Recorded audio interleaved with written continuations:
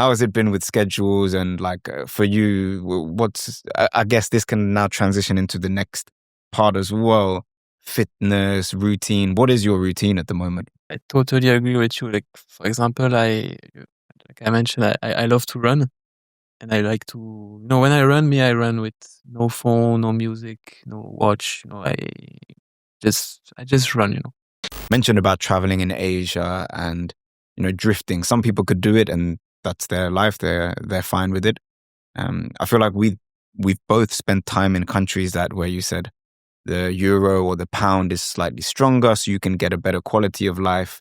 And I love being able to do that, and I'm very grateful to do that, as long as I'm still being productive in those environments. So you mentioned South America.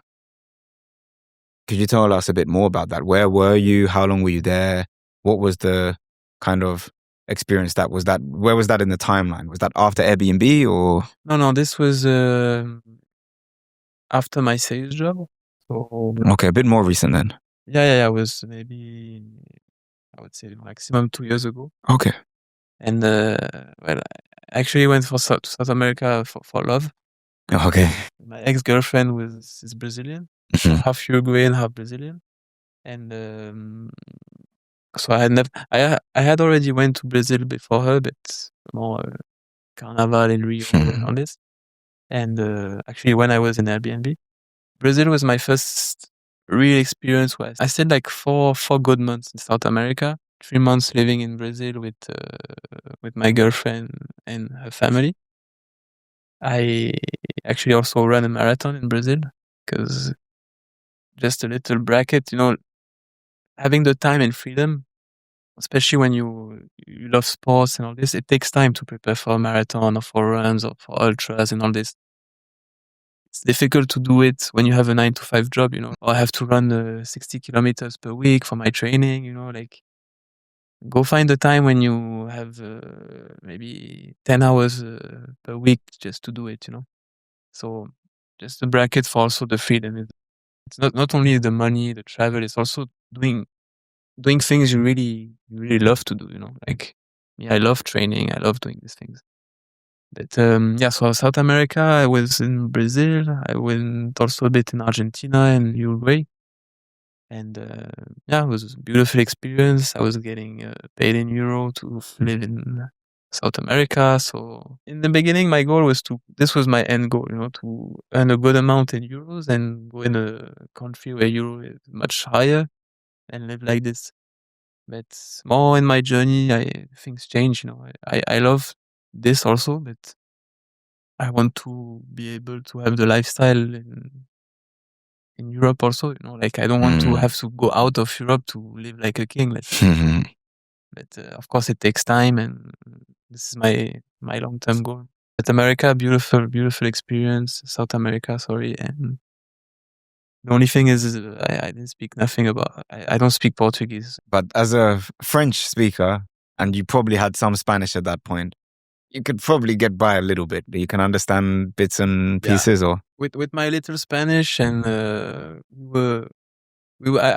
always manage to make myself understand. It's just I like to have deep conversation. At a point, it's when you want to go deep in things, it's a bit the language barrier can be an obstacle, but getting understood, there's always a way, especially nowadays with the technology. People can understand you wherever you go. What you mentioned about like being a king in certain countries and then coming back to Europe, it's that hit me now, because I know that after earning USD in Asia before, with my former job, you get used to a certain lifestyle. And then when I'm back in London, the same to live at that level in London is very difficult for a new business, someone who's just started a new business. But that's a sacrifice you have to make as well, and understand that, okay, like you said, the long-term vision can be being able to provide for yourself no matter where you want to go. I feel like that's the true flexibility and freedom, that, okay, I can live like this only in these countries. It's limited. But I would say it's still a great experience for someone who maybe hasn't experienced that before to realize, like for me, that's motivation. When I'm in those places, to keep working and the time aspect of it for me. I'm interested to hear what you say about this.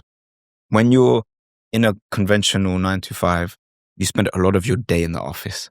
So that when the sun's out and when the cities are normally I've found like a Monday 1 p.m., 2 p.m., a city is normally a great place to be because everyone else is in the office. They just had lunch. Or Monday, 10 a.m., 11 a.m.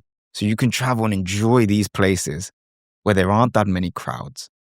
Everyone else is indoors. You can get the sun. And then maybe, like you said, 9 p.m. you got a call with Canada. So you're still doing your work. You're just, the scheduling just changes. I mean, you're in Spain now. In England, they call it sunny Spain. So how has it been with schedules and for you, I guess this can now transition into the next part as well.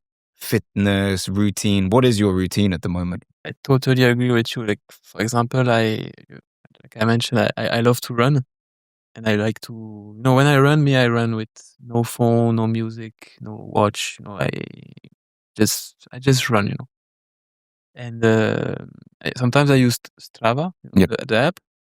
And sometimes people ask me, you see when you run and all this, and you're running 25 kilometers Monday at 11, 12. Like what you doing?